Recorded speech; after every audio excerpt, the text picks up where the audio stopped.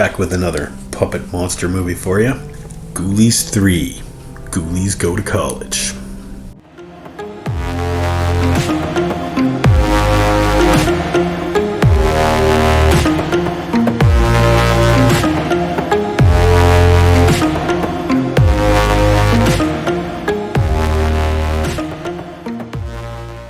I know I've been on a bit of a puppet monster binge lately, and I hope you're following along. When it comes to Ghoulies, first one I thought was pretty boring, very little actual ghoulie action in it, or at least not enough to make it really all that entertaining.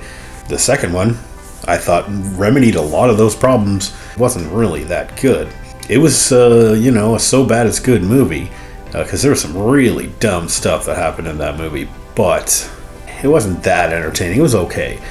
First Ghoulies I gave a C-, and the second one I think I gave it a C+. So, they're getting better. Well, Ghoulies 3, Ghoulies Go to College, continues that trend and actually gets a little better. It's quite different from Ghoulies 2. Well, first of all, you only get 3 Ghoulies. These 3 guys here. I believe their names, if they have names, are the fish ghoulie, the cat ghoulie, and the rat ghoulie. The fish guy being the reptilian looking one, the baby guy that's like, well, I think he looks like a baby from the cover of the first Ghoulies. The guy in the toilet. Well, nowadays they're all coming out of the toilets, right? But now the cat ghoulie is the guy that was like shooting a gun in the last one. He's back. And the rat ghoulie. Rat ghoulie was the guy, he would like vomit up green gunk on people. Yeah, and they're all like evil, they're killers. Ghoulies are like summoned demons, right? That's their whole thing. That's been their whole thing since the beginning.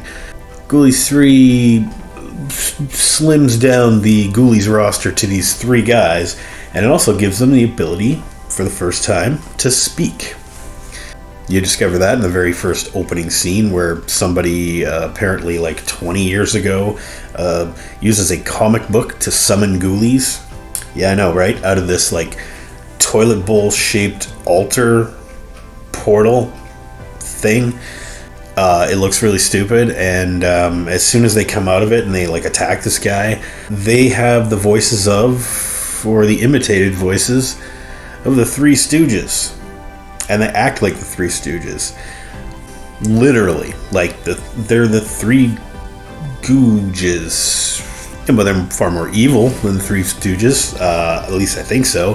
From the first minute of this movie, you can tell. You're not expected to take this seriously at all. This is a horror comedy.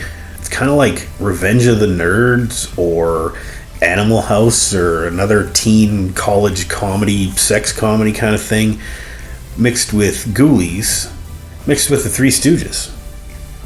It's a weird combination, and doesn't always hit its mark 100% of the time, but there's tons of jokes all throughout. There's gratuitous nudity, because of course you can't have a college comedy movie without nudity, and you can't have a puppet horror movie without nudity. I mean, Critters 2 had nudity, right? But anyway, so there's this college, and there's this like decidedly evil professor working at the college, Professor Ragnar. He's like a history professor, or humanities, and he's portrayed brilliantly, in my mind, by Kevin McCarthy, legendary actor. You remember him from the original Invasion of the Body Snatchers. He was also the antagonist in the Weird Al comedy UHF, and he was hilarious in that, and he's basically the same character in this, and Kevin McCarthy's like the best part of this movie. I mean, of course you have your teen, or rather young adult protagonists, like you got the prank guy, who originally you don't see him as being the protagonist. He seems like kind of a dick, and like we're not supposed to like him. But then within the first like 10 minutes or so, when they start establishing his character, it's like, well, he's really a good guy, even though he's like a prankster and he likes to disrupt everything and doesn't take things seriously. Which, of course, his character arc, as he does so by the end of the movie. He takes everything seriously and saves the day and falls in love and whatever. He's played by a guy named Evan McKenzie, who sadly I don't recognize from anything other than Ghoulies Go to College. But also in the cast, there's some real standouts here. Ghoulies 3 is actually Matthew Lillard's first movie as well. He has a very, very small role in here, and I didn't recognize him at all until I looked up the cast, and then they said on the IMDb page that, hey, it's Matthew Lillard's first movie. Also, you get Jason Scott Lee in here. Now, I know Jason Scott Lee mainly from Dragon, the Bruce Lee story, which movie which I really enjoyed, actually. He was very serious in the role of Bruce Lee. But here, he's just a walking stereotype, and it's embarrassing. Not that he's not doing it well, but it's just like, well, I guess this is the only work he could get at the time, so... But yeah, they don't write characters like that in movies anymore, and they certainly don't perform them in movies like that anymore. Anyway, he's a really horrible Asian stereotype, and it's, like I said, embarrassing. Also, you get Marsha Wallace. I remember Marsha Wallace from back in the 70s on the Bob Newhart show. She was Carol, the receptionist. The big funky red afro, and she's always polishing her nails and whatnot. But you may know her a little bit better as Mrs. Krabappel from The Simpsons. Now, Marsha Wallace actually passed away a few years ago. But, I totally recognized her as soon as I saw her on screen here. Okay, so, we'll get the actors out of the way, or all the ones that matter anyway. What about them Ghoulies? Like I said, they're little puppet Three Stooges is what they are. Evil puppet demon Three Stooges. So there's a prank war going on in this college here, and it's like one fraternity versus another, and they're like, they're trying to outdo each other with the pranks and stuff, and it becomes a real rivalry, and they start to hate each other. So Professor Ragnar doesn't like that very much.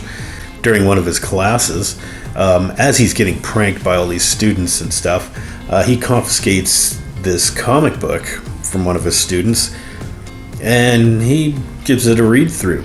And he learns that he can actually summon demons with this comic book. So he summons himself up some Ghoulies. And okay, so the Ghoulies join the prank war, and, hilarity ensues. And the Ghoulies go around doing their Three Stooges impersonation. They're wrecking shit, and they're killing people. And they kill people in really cartoony, ridiculous ways, like Marsha Wallace, for one.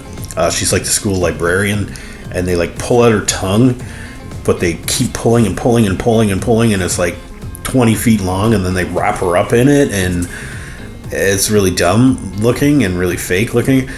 Then another girl, the Ghoulies sit by and watch as she gets all naked and gets into the shower, and then they murder her with a plunger, and they just look at the... Yeah, that's pretty dumb. Meanwhile, it's like watching Mo, Larry, and Curly, but they're doing like panty braids, and there's like naked girls everywhere, and they're like perving on these girls, and they're either killing them or attempting to assault them. It is weird. I mean, they're playing off that angle. It's like, okay, we got Ghoulies. We know Ghoulies are stupid, so let's have some fun with it. Let's try and make people laugh, because we'll just make a really bad movie and we'll try and make people laugh. So, I mean, it's not intentionally made to look bad, but it does look bad. But it's intentionally meant to be funny. Not all the jokes are bangers, that's for sure. That being said, I really enjoyed this current version of the Ghoulies way more than I did Ghoulies 2, or certainly more than the first Ghoulies. By the way, Professor Ragnar actually gets, I guess, eaten by the Ghoulies at the end, because he's trying to control them, and then our protagonist turns the Ghoulies against Professor Ragnar, and they eat him, or he absorbs them or something, and he becomes I think it's described as a Giga Ghoulie, and it just looks so ridiculous. But Kevin McCarthy just embraces this role and just takes the ball and runs with it, man. He has this particular way, that actor just has this way of freaking out and like yelling and stuff that just comes off as so hilarious, and I'm not sure why. But yeah, there it is. Best part of Ghoulies 3, Kevin McCarthy. I mean, it's not fabulous, but it's good enough, I think, to get a B-. B- is pretty good for Ghoulies. I mean, they were in C territory before. Well, it's all just part of that puppet monster craze, right? As I said, I'm actually only in the middle of it right now. I've got a couple more on my list here. Not only just to watch, but that I have watched, and I still need to catch up on the reviews. So you can expect more Puppet Monster Madness real soon.